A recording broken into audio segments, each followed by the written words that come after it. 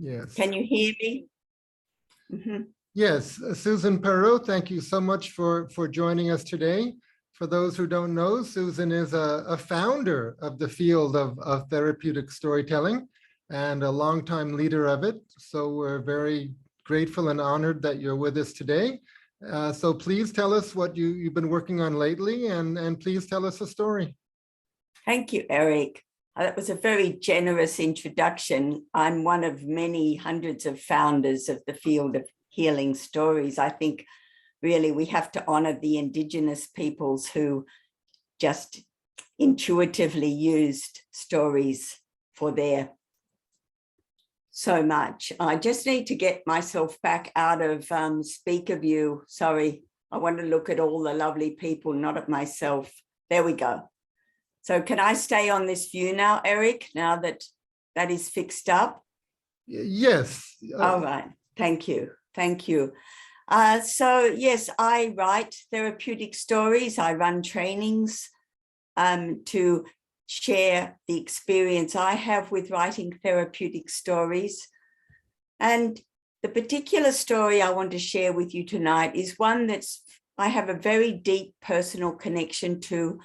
I've worked many years in Africa, and at this particular time, I was working in Cape Town. I was working in the slums of Cape Town in teacher training. And I had befriended a wonderful woman called Nomangesi Mzamo. And the more we got to know each other, the more she shared snippets, little personal stories of some of the terrible history she had grown through with apartheid. Her husband had been incarcerated on Robben Island with Nelson Mandela. And one particular time when she was talking, I just said, Nomagesi, how did you all have the strength to get through, to survive this? And she shared this very beautiful lot of words. She said to me, without our singing, we would never have made it through the thorns of apartheid. And I couldn't stop thinking about what she had said. Without our singing, we couldn't have made it through the thorns of apartheid. And every day for many weeks, it was just ringing in me, this wisdom. And then I was on a road trip with Nomagesi. We were heading up to the Transkei to visit some teachers in some rural villages.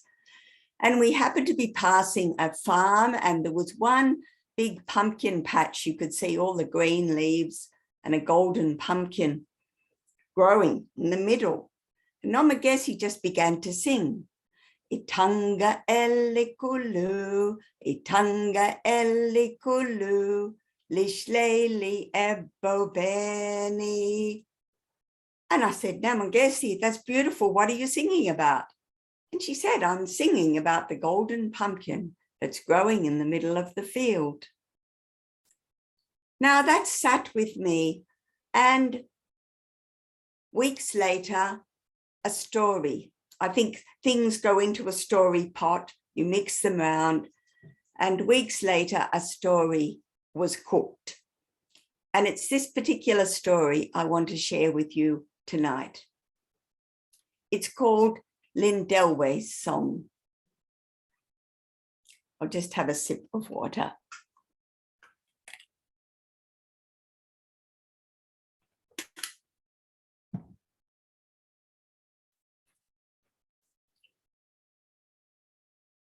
In a faraway land, in the middle of a field next to a village, a tiny pumpkin seed started to grow. It sent down little roots into the warm ground, and soon there were green pumpkin leaves spreading across that field. And after some time, a little pumpkin appeared, and it grew and it grew. It grew into one of the most beautiful, most golden wonderful pumpkins that the villagers had ever seen.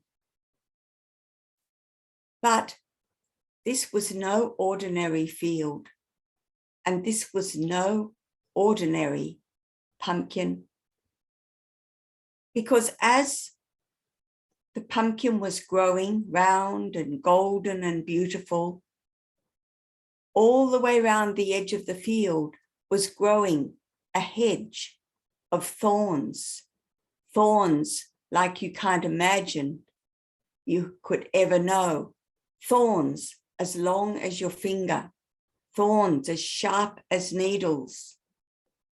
And as the pumpkin grew bigger and bigger and ready for harvest, the thorn bushes grew taller and thicker.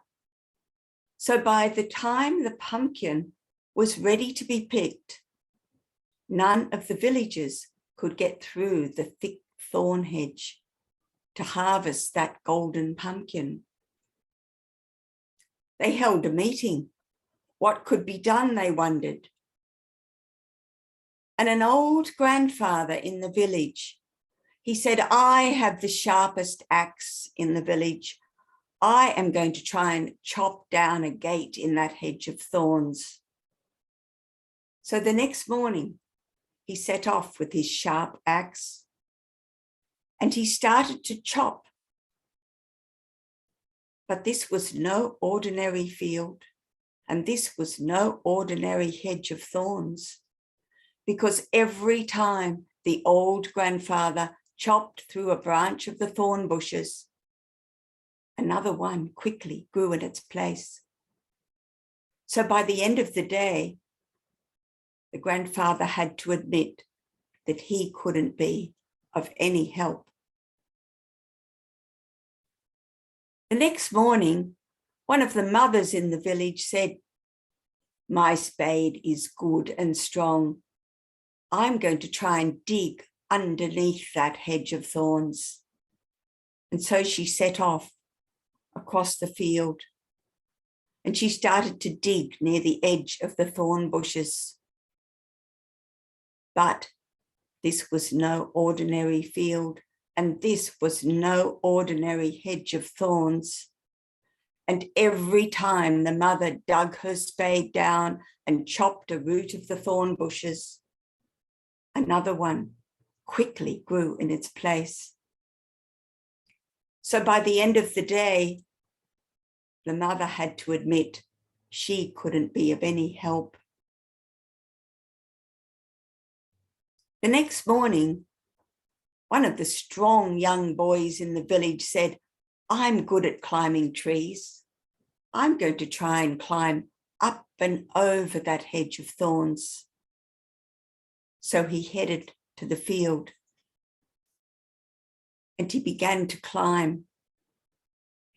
But this was no ordinary field, and this was no ordinary hedge of thorns. Those thorns were so sharp, they ripped and tore at his clothes. They ripped and tore at his skin. He didn't even get halfway up, and he had to jump back down. The next day, the villagers had a meeting. They couldn't work out what could be done. How could they harvest that golden pumpkin? And then they heard a singing and they looked up. And coming close by them was Lindelwe, who was known far and wide for her beautiful voice. She was singing as she walked, and she passed the villagers and smiled and kept walking all the way to a large rock near the hedge of thorns. She sat down on that rock and she began to sing. Itanga elikulu, itanga elikulu, lishleli ebobeni. Lindelwe's singing was so beautiful that the animals came running and jumping across the fields to sit at her feet to listen. she kept on singing. Itanga elikulu, itanga elikulu, lishleli ebobeni. Lindelwe's singing was so beautiful that the birds in the air came down and sat in the trees and the bushes so they could be closer to listen. She kept on singing. Itanga elikulu, itanga elikulu, lishleli ebobeni. Lindelwe's singing was so beautiful that the little worms and caterpillars and lizards all came wriggling up through the ground and across the grass to be closer to listen. And she kept on singing.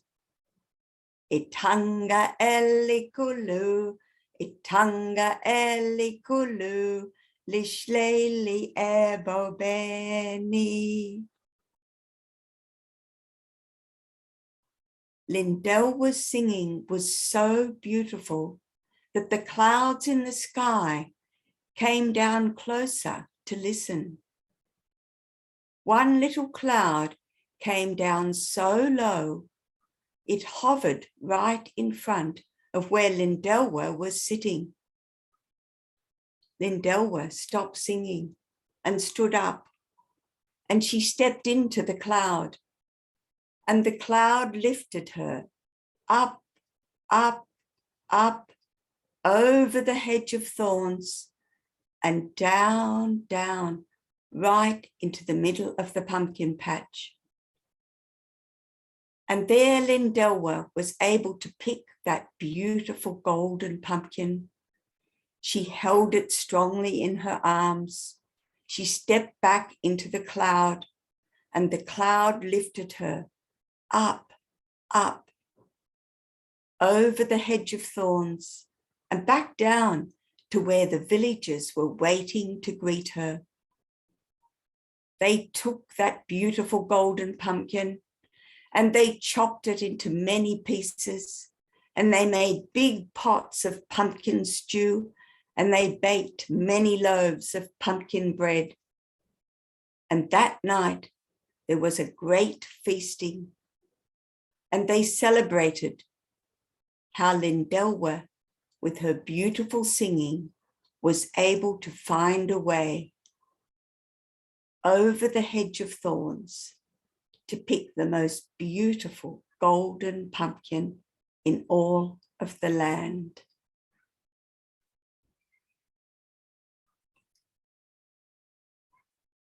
And I would like to dedicate that story to my friend Nomagesi Mzamo, who has since passed away and still lives so much in my thoughts and in my life. Thank you for listening. Thank you.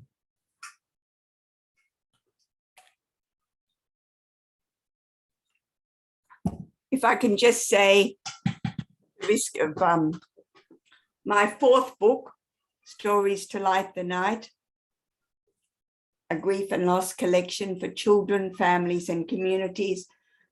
This is a story in one of the sections for resilience tales.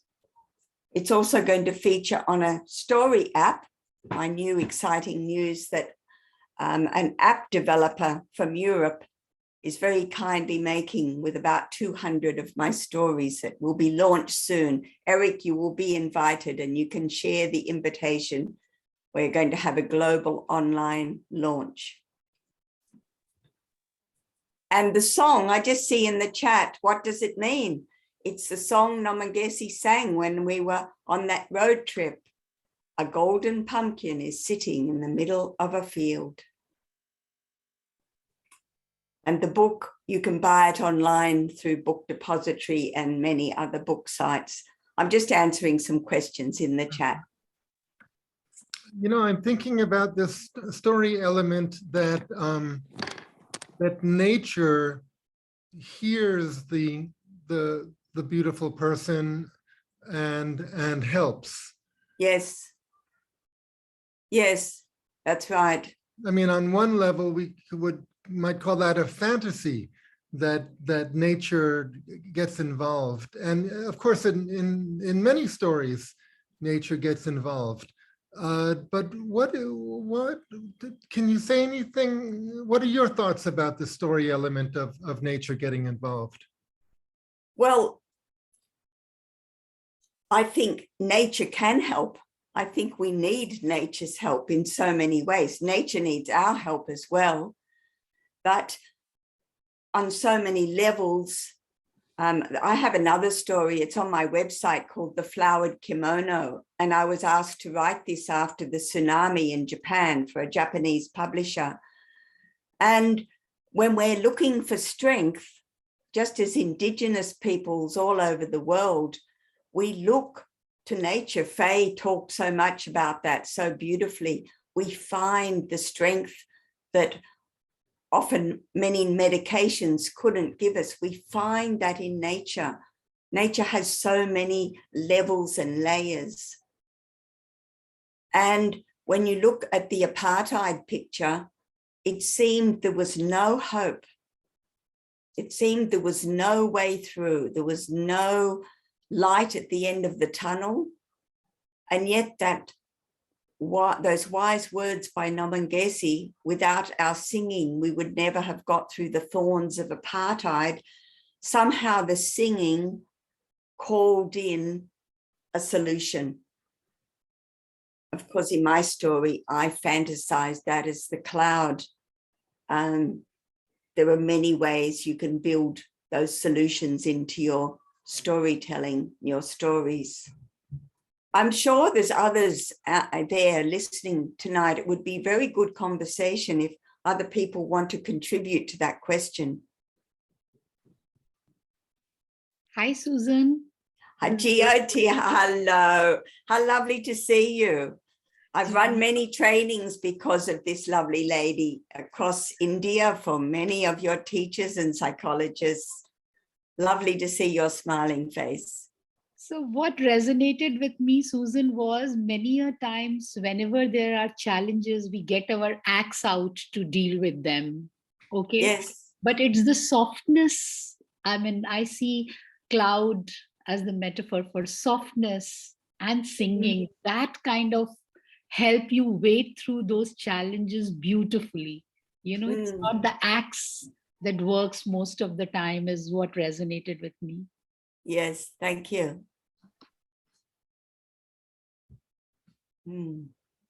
See, Susan, religious people will attribute the cooperation of nature to the cooperation of the divine. Yes. Yes. But in the story as you told it, there was no divine element separate from nature. It was just nature directly. I think nature is divine. That's an interesting face going like this. I mean, the cloud, angels' wings, sky spirits, so many aspects at play here. I count myself as a very religious person, but I don't belong to any particular religion. And because of all my work with children, I think no matter what religion the children's families are, nature is their religious connection to life. That's where they really feel the spirit. And hopefully, as adults, we haven't lost that. That's why stories like what Faye shared is so wonderful for us to get us back in there. Just thank you, Susan. My children's first words were side, like I want to go outside. And I was like, they're so wise, you know? Yes, that's interesting. Outside, yes. Even before mummy. Oh, well, maybe. No, of course they said mommy or daddy. Yeah. Sure. But Beverly, go ahead. Oh, you're on. Got to turn your mic on. Yeah.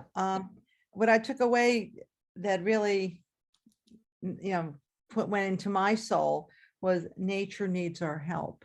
And I think today in our world, the nature, the environment, the world around us really needs our help. Yes. And I think that was really my takeaway too from your host's beautiful story. Good. That's a good message. Thank you. Yeah, thank you. I just wanted to add that, yeah, nature has been my best friend in lots of healing, both in loss and in my own body healing and mental healing. And I think it's wonderful that you're doing work with young people and families to, yeah, emphasize that. And the singing, oh my goodness, I couldn't not sing along with you. Oh, good, good. With the song. Wonderful. Yes, that was delightful. Thank you. Mhm.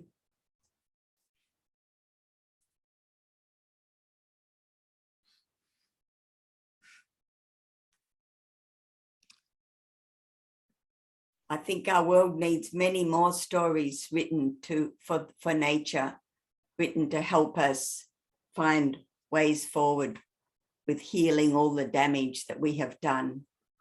It's one of my latest, biggest passions, writing environmental stories. If anyone is interested to connect with me on that, I would love to dialogue. The ocean needs stories, the forests, the rivers. Yes, so much. Okay, thank you so much, Susan. You're very welcome. Thank you once again, Eric. Mhm.